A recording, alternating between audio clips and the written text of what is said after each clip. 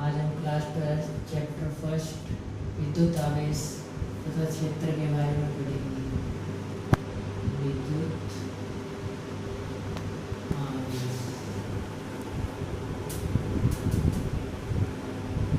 क्या होता है? विद्युत आवेश the matter all the rounders consist of two thing, one is radiation and one is particle. हमारे चारों तरफ की जो दुनिया है, ये ब्रह्मांड है, ये दो चीज़ों से मिलकर बना है। ये प्रकृति है, प्रकृति को हम क्या बोलते हैं? ऊर्जा। चारों तरफ हमारी ऊर्जा ही है। ये क्या है? दो चीज़ों से मिलकर बनी है। एक तो क्या है? पदार्थ, और एक क्या है? विकिरण। जो पदार्थ है ये अपने आप में क्या करता है? बल लगाता है। मैं किसी भी चीज को उठाऊंगा, बल लगा रहा हूँ, ठीक है। विकिरण क्या है? इंग्लिश में बोलते हैं रेडिएशन। इसमें क्या आ जाएगी? वेव्स आ जाएगी, जिसमें मास नहीं होता। पार्टिकल्स के अंदर क्या आ जाएगा? द्रव्यमान आ जाएगा, वेग आ जाएगा, आवेग आ जाएगा, etc। मतलब सारी चीजें इसके अंदर आ जाएगी, पदार्थ के अंदर। अब ये पदार्थ है, ये दो रूपों में बल लगाता है। एक तो क्या है? स्थूल बल, और एक सूक्ष्म। इसको हम बाह्य बल भी बोलते हैं। जो ये स्थूल बल होता है, ये भी दो प्रकार का होता है। एक तो कौन सा होता है? गुरुत्वाकर्षण, और दूसरा कौन सा होता है? विद्युत चुंबकीय बल। और ये जो सूक्ष्म बल है, ये कौन सा होता है? नाभिकीय बल। अब ये जो गुरुत्वाकर्षण बल की बात करते हैं हम, ये किस कारण से लगता है? द्रव्यमान। विद्युत चुंबकीय बल किस कारण से लगता है? विद्युतीय आवेश। अब देखिए, जब मैं बात करता हूं बाह्य बल और सूक्ष्म बल की, इसको इंग्लिश में बोलते हैं मैक्रोस्कोपिक, और इसको बोलते हैं माइक्रोस्कोपिक। स्थूल बल में क्या चाहिए? गुरुत्वाकर्षण और विद्युत चुंबकीय है। आज हम सिर्फ और सिर्फ किसके बारे में पढ़ेंगे? विद्युत आवेश के बारे में। विद्युत आवेश में क्या है? हम पढ़ते गुरुत्वाकर्षण बल के बारे में, हम 11th में पढ़ते आए थे। 11th में हमने पढ़ा था कि गुरुत्वाकर्षण बल होता है। गुरुत्वाकर्षण बल मतलब किसी भी वस्तु को अपनी तरफ खींचना। हमारे से कोई वस्तु 10,000 मील की दूरी पे है, 10,000 किलोमीटर की दूरी पे, ये गुरुत्वाकर्षण बल में इतनी क्षमता होती है कि वो उसको अपनी तरफ खींच लेता है। हमारे पास क्या है? द्रव्यमान है, ठीक है। तो द्रव्यमान है तो हम क्या है? गुरुत्वाकर्षण बल से बंध रही है। मतलब द्रव्यमान और गुरुत्वाकर्षण बल दोनों एक दूसरे के अपोजिट होते हैं। अपोजिट नहीं कह सकते हम, लेकिन एक दोनों दूसरे के ऊपर, एक दूसरे के ऊपर ये दोनों क्या करते हैं? निर्भर रहते हैं। अब मैं करता हूँ द्रव्यमान की बात। तो द्रव्यमान की डेफिनेशन यहाँ से क्या बनेगी? वैसे तो आपने पढ़ा हुआ है, द्रव्यमान क्या होता है? पदार्थ का वह गुण होता है। द्रव्यमान पदार्थ का वह गुण होता है जिसके कारण वह बल लगाता है। सिंपल सा एग्जांपल है, हम पृथ्वी है, सूर्य क्या करता है? पृथ्वी को अपनी तरफ खींचने की कोशिश करता है, खींचता है। क्या है? क्योंकि पृथ्वी के पास क्या है? मास है, ठीक है। मतलब जिस भी चीज के पास मास होगा, वहां क्या होगा? ग्रेविटेशन फोर्स लगेगा ही लगेगा। यहां तक तो बात थी ठीक। गुरुत्वाकर्षण बल किसके कारण लगता है? द्रव्यमान के कारण। लेकिन कई कंडीशंस ऐसी आ जाती है जिसमें हमारा ये गुरुत्वाकर्षण बल क्या है? फेल हो जाता है। जैसे हम किस दीवारों पे कलर करते हैं तो वो क्या है? दीवारों पे चिपक जाता है। या फिर मैंने यहाँ क्या किया, मार्कर चला दिया, मार्कर के क्या ये छोटे छोटे कण इससे बोर्ड से चिपक गए, ठीक है। अगर मैं इसकी जगह अगर चौक होता तो चौक से और बेटर तरीके से हो जाता। उसके क्या छोटे छोटे कण चिपक जाते हैं। पृथ्वी का जो द्रव्यमान है इसके द्रव्यमान से क्या है? बहुत अधिक है, ठीक है। पृथ्वी के मुकाबले इसका द्रव्यमान क्या है? नेग्लिजिबल है। इसका द्रव्यमान क्या है? नेग्लिजिबल है, नगण्य है। लेकिन फिर भी ये क्या है? नीचे नहीं जाता। और अगर हम कलर करते हैं दीवारों पे, छत पे भी क्या है? कलर चिपक जाता है। ग्रेविटेशन फोर्स के कारण उस कलर को क्या आना चाहिए? आना तो नीचे चाहिए, नहीं आता। किसी मशीन में आप पेच कस देते हो, उसके बाद उस मशीन को उल्टा रखो, वो नीचे नहीं आता। तो इन कंडीशंस को हम क्या है? गुरुत्वाकर्षण बल से नहीं समझा सकते। इस कंडीशन के लिए क्या बताया था कि एक तरह का और फोर्स होता है जो कि जिसका नाम हमने क्या रखा था? विद्युत चुंबकीय बल, ठीक है। यहाँ तक हमें पता लग गया विद्युत चुंबकीय बल होता है। लेकिन ये किस कारण से लगता है? इसने कहा कि ये विद्युतीय आवेश के कारण लगता है। अब बात आती है विद्युतीय आवेश। आवेश कहाँ से उत्पन्न करोगे? घने एग्जाम्पल हैं। किसी भी पेन से आप कागज के ऊपर किसी भी पेन को लेके जाओ, वो क्या होगा? नहीं पकड़ेगा। सूती कपड़े से रगड़ो फिर लेके जाओ, क्या होंगे? कागज के टुकड़े उस पेन पे चिपक जाएंगे। ऐसे ही और भी एग्जाम्पल है। अगर आप समझना चाहो तो विद्युतीय आवेश के लिए आवेश को हमने क्या किया था? दो प्रकार से डिराइव किया था। बेंजामिन फ्रैंकलिन ने क्या कहा था कि आवेश दो प्रकार का होता है, फर्स्ट धन और सेकंड ऋण। इसके बारे में अभी मैं बताऊंगा आगे कि ये कैसे आए। जब इसने कहा कि धन और ऋण दो प्रकार के आवेश होते हैं तो ठीक है, लेकिन उससे पहले इसने क्या किया? एक छड़ ली,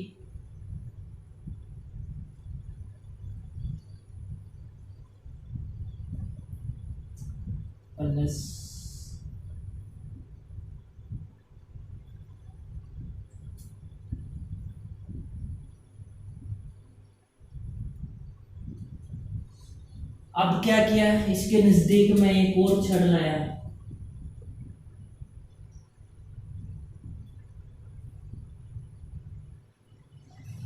पॉजिटिव। ये छड़ क्या करती है? इस तरफ फोर्स लगाती है। लेकिन जब मैं इसको दूसरी छड़ को लाया तो ये छड़ क्या हो जाती है?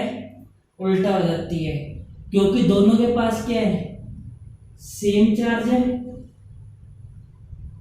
समान आवेश है। समान आवेश एक दूसरे को क्या करते हैं? रिपल करते हैं, प्रतिकर्षित करते हैं। सेम चार्ज क्या करेंगे? एक दूसरे को दूर फेंकेंगे। ऐसे ही मैं एक छड़ और लेता हूं, उस पर क्या करता हूं? पॉजिटिव आवेश है इस पर, और नीचे क्या है? ये छड़ है, इस पर क्या है?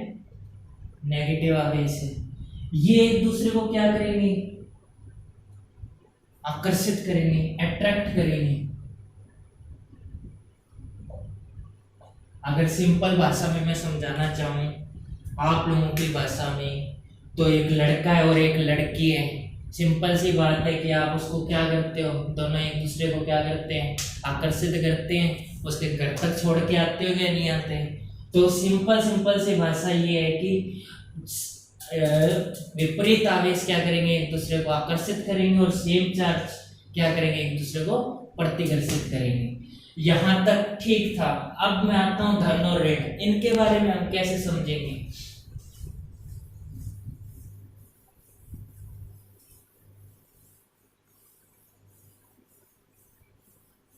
आपका जो फर्स्ट चैप्टर है वो क्या है? स्थिर विद्युत की। इसमें क्या करोगे, भौतिक विज्ञान की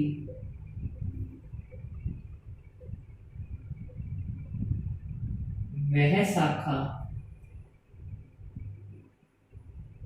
जिसके अंतर्गत स्थिर आवेशों का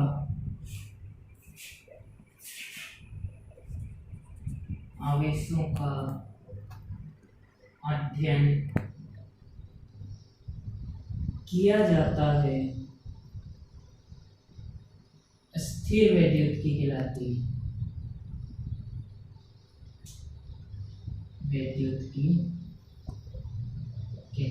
है। ठीक है। स्थिर वैद्युतिकी में क्या करते हो आप, केवल और केवल स्थिर आवेशों का अध्ययन। इस जो चैप्टर में दो चीजें आएंगी, एक तो क्या आएगा, विद्युत आवेश तथा क्षेत्र, एक क्या आएगा, विभव, विभवांतर व संधारित्र। आज हम विद्युत आवेश के बारे में अध्ययन कर रहे हैं। अब क्या कहा इसने, भौतिक विज्ञान की वह शाखा जिसमें स्थिर आवेशों का अध्ययन, मतलब जो चार्ज हमने फिक्स कर दिया ना, इसके पास इतना फिक्स चार्ज है, वो उतना फिक्स रहेगा। इसमें हम सिर्फ और सिर्फ फिक्स चार्जेस के बारे में पढ़ेंगे। स्थिर आवेश क्या है, केवल और केवल विद्युत क्षेत्र उत्पन्न करता है, और एक गतिशील आवेश होते हैं जिनको हम धारा विद्युत भी बोलते हैं।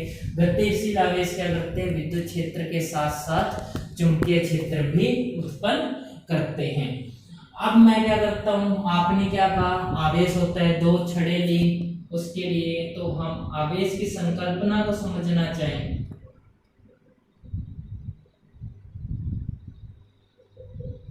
मतलब आवेश दो प्रकार से आते कैसे हैं, जैसे मैं कोई भी एक एलिमेंट ले लेता हूं, सोडियम के क्या इलेक्ट्रॉनिक विन्यास कितना होता है, 11। कितने इलेक्ट्रॉन होते हैं, इसका इलेक्ट्रॉनिक विन्यास कितना होता है, 11। प्रोटॉन इसके पास कितने होते हैं, 11। तो इसका इलेक्ट्रॉनिक विन्यास क्या बनेगा, 2, 8 और 1। प्रोटॉन 11 ही रहते हैं। अब एक ट्रिक तो हमारे पास क्या है कि मैं इसका अष्टक पूर्ण कर लूं।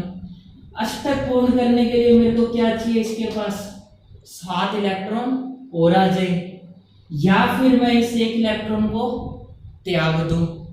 अगर मैं इस एक इलेक्ट्रॉन को त्यागता हूं तो क्या बनेगा, यहां इलेक्ट्रॉन कितने बचेंगे, 2, 8। ठीक है, इसने क्या किया, एक इलेक्ट्रॉन को त्याग दिया। और प्रोटॉन हमारे पास क्या रहते हैं, 11 ही रहते हैं, क्योंकि प्रोटॉन बदलते नहीं है। प्रोटॉन क्या है, सबसे प्रबल बल से बंधे रहते हैं। प्रोटॉन के मध्य क्या होता है, एक सबसे प्रबलतम बल, जिसको हम क्या बोलते हैं, प्रबल नाभिकीय बल, इससे ये बंधे रहते हैं। अब क्या है, इलेक्ट्रॉनिक विन्यास क्या आ गया, 2, 8। इसने कितने इलेक्ट्रॉन त्यागे थे, एक इलेक्ट्रॉन त्यागा था, तो इस पर पॉजिटिव बल क्या आ गया, इस पर धनावेश। इसने क्या किया, एक इलेक्ट्रॉन को त्याग दिया। ऐसे ही मैं क्या करूं, क्लोरीन की बात, क्लोरीन का क्या होता है, इलेक्ट्रॉनिक विन्यास 2, 8, 7। और प्रोटॉन क्या होता है, कितने होते हैं इसके पास, 17। ठीक है, इलेक्ट्रॉन भी 17। अब इसका क्या है, या तो ये क्या करे, एक इलेक्ट्रॉन ग्रहण कर ले, या फिर क्या करे, ये 7 इलेक्ट्रॉनों को त्याग दे। इसके लिए क्या है, ज्यादा पोजीशन क्या है कि एक इलेक्ट्रॉन को ग्रहण कर ले। अब देखिए, ये एक इलेक्ट्रॉन को ग्रहण करेगा तो क्या आ जाएगा, 2, 8 और 8। इसने क्या किया, इलेक्ट्रॉन को ग्रहण किया। इलेक्ट्रॉन को ग्रहण करेगा तो क्या आ जाएगा, इस पर नेगेटिव चार्ज। प्रोटॉन इसके पास क्या है, सेम ही है, तो ये क्या आ गया इस पर, ऋणावेश। मतलब हम यहां से क्या समझे, जब भी कोई भी वस्तु इलेक्ट्रॉन त्यागेगी, जब भी कोई भी वस्तु इलेक्ट्रॉन त्यागेगी तो उस पर क्या आएगा, पॉजिटिव चार्ज। और जब भी कोई भी वस्तु इलेक्ट्रॉन ग्रहण करेगी तो उस पर क्या आएगा, नेगेटिव चार्ज। जब भी कोई भी वस्तु इलेक्ट्रॉन त्यागेगी तो उस पर पॉजिटिव आएगा, और जब भी कोई भी वस्तु इलेक्ट्रॉन ग्रहण करेगी उस पर नेगेटिव आएगा। बेंजामिन फ्रैंकलिन ने यही कहा था कि दो प्रकार के आवेश होते हैं, एक क्या होता है पॉजिटिव और एक क्या होता है नेगेटिव। उसके लिए उन्होंने दो छड़ों को आपस में लिया, उनका फ्रिक्शन करा के देखा, एक कांच की छड़ ली, एक प्लास्टिक के लिए। कांच की छड़ को उन्होंने क्या किया, सूती कपड़े से रगड़ा, तो उसमें क्या हुआ, कांच की छड़ पर क्या आया, पॉजिटिव आवेश, और सूती कपड़े पर क्या आया, नेगेटिव आवेश। ठीक है, ऐसे उन्होंने क्या की, एक प्लास्टिक की छड़ ली, उसको सूती कपड़े से रगड़ा, उस पर भी एक कंडीशन उत्पन्न हुई।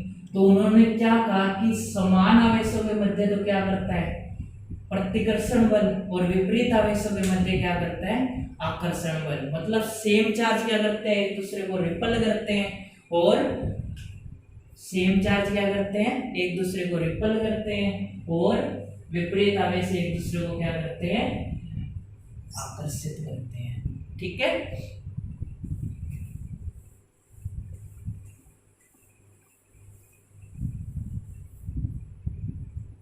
अब क्या है, ये कोई भी क्या है, प्रत्येक पदार्थ किससे मिलकर बना होता है, परमाणु से। और परमाणु के केंद्र में क्या स्थित होता है, नाभिक, न्यूक्लियस। ये क्या है, नाभिक। इसके अंदर क्या क्या स्थित होते हैं, न्यूट्रॉन व प्रोटॉन। और इसके चारों ओर कौन चक्कर लगाता रहता है, इलेक्ट्रॉन।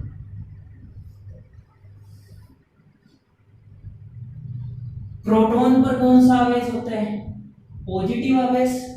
न्यूट्रॉन क्या होता है, उदासीन, और इलेक्ट्रॉन पर क्या होता है, नेगेटिव आवेश। अब इलेक्ट्रॉन पर जितना नेगेटिव आवेश होता है, प्रोटॉन पर उतना ही पॉजिटिव आवेश होता है। मतलब ये कि जब ये दोनों एक दूसरे के पास आएंगे तो ये दोनों एक दूसरे का क्या कर देंगे, विनाश कर देंगे, या एक दूसरे को क्या कर देंगे, डिस्चार्ज कर देंगे। कहने का मतलब यह, प्रोटॉन एक बहुत ही भारी कण होते हैं, किसी भी वस्तु के आवेशित होने के अभिप्राय केवल और केवल किस उसके लिए उत्तरदायी कौन होते हैं, इलेक्ट्रॉन होते हैं। किसी भी वस्तु के आवेशित होने के लिए केवल इलेक्ट्रॉन ही उत्तरदायी होते हैं। अगर मैं इनको और डिटेल में समझाना चाहूं तो आपने 11th में पढ़ा था कि फोर्स की यूनिट क्या होती है, न्यूटन, वर्क की क्या होती है, जूल। ऐसे अलग अलग प्रकार की यूनिट होती हैं। इसमें चार्ज के बारे में आपने कहा कि चार्ज केवल और केवल इलेक्ट्रॉन के कारण ही है। ठीक है, यहाँ तक हमें कोई प्रॉब्लम नहीं थी। इसने कहा इलेक्ट्रॉन चारों चक्कर लगाते रहते हैं।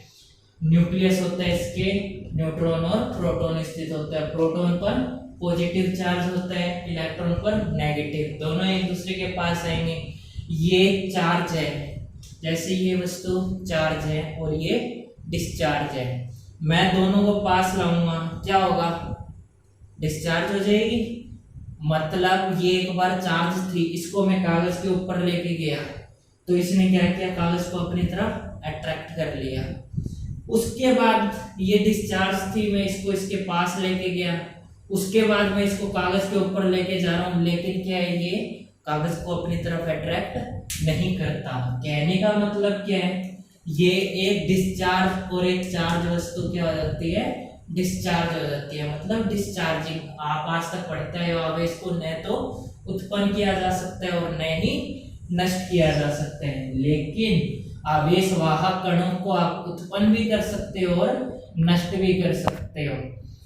अगर बेंजामिन फ्रैंकलिन ने एक चीज और बताई थी, अगर हम क्या करें, दो गैसों को ले, नाइट्रोजन और हाइड्रोजन है जैसे, जब नाइट्रोजन और हाइड्रोजन को जोड़ोगे तो एक नई प्रकार की हमें क्या मिलेगी, गैस मिलेगी। ठीक है, उसके लिए हम क्या करते हैं, जब नाइट्रोजन और हाइड्रोजन दो अलग अलग गैसें हैं, एक नई प्रकार की गैस मिलती है। यहाँ तक ठीक था, लेकिन इन्होंने क्या कहा कि कोई एक एलिमेंट ऐसा हो या कोई दो पार्टिकल्स में ऐसे लूं, कोई दो चीजें ऐसी लूं कि जो इस दुनिया से गायब हो जाए अगर उनकी रिएक्शन हो, तो वो दो पार्टिकल्स, क्योंकि जब इन्होंने एक धन और एक ऋण, जब इन्होंने इन दोनों आवेशों की कल्पना की थी तो कईयों ने बोला ये कैसे आवेश, ये तो हमारे क्या है, मैथ के चिन्ह हैं। जब इन्होंने बताया ऐसा सिर्फ और सिर्फ मैथ में ही पॉसिबल है, जब हम क्या करें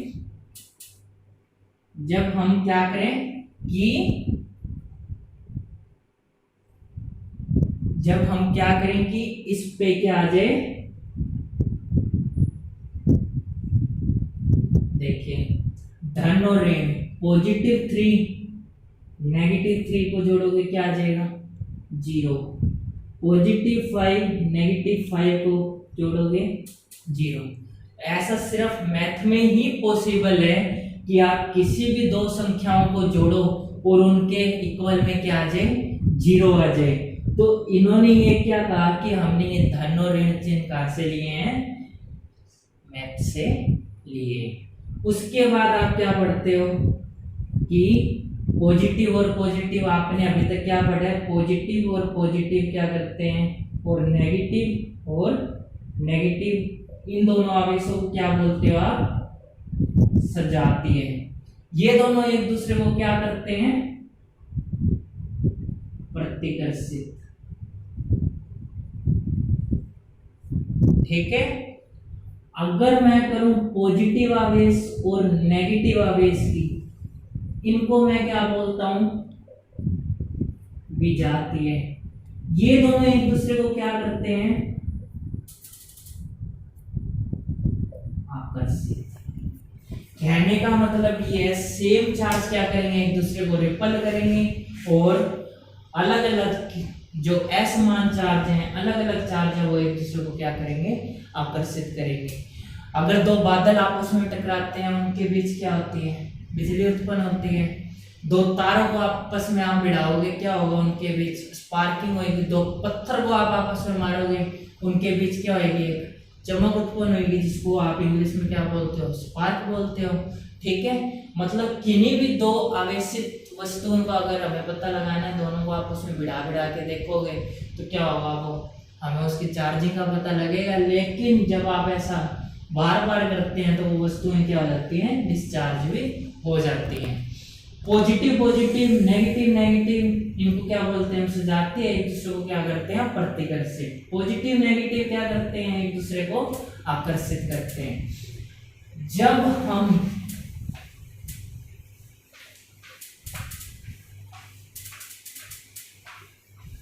अभी तक हमने क्या पढ़ा है, सिर्फ स्थिर वैद्युत की। क्या होता है स्थिर वैद्युत की, भौतिक विज्ञान की वह शाखा जिसमें केवल और केवल हम फिक्स चार्जेस का अध्ययन करते हैं। उसके बाद हमने क्या पढ़ा, आवेश की संकल्पना, जिसका एग्जांपल मैं आपको दे चुका हूं सोडियम क्लोरीन के रूप में।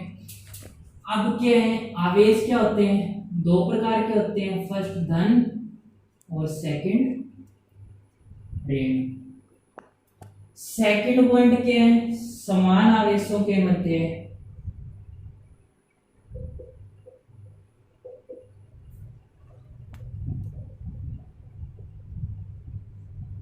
प्रतिकर्षण बल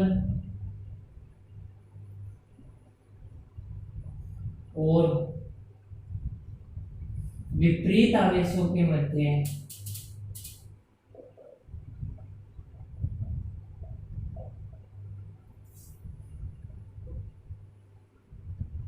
आकर्षण बल कार्य करता है।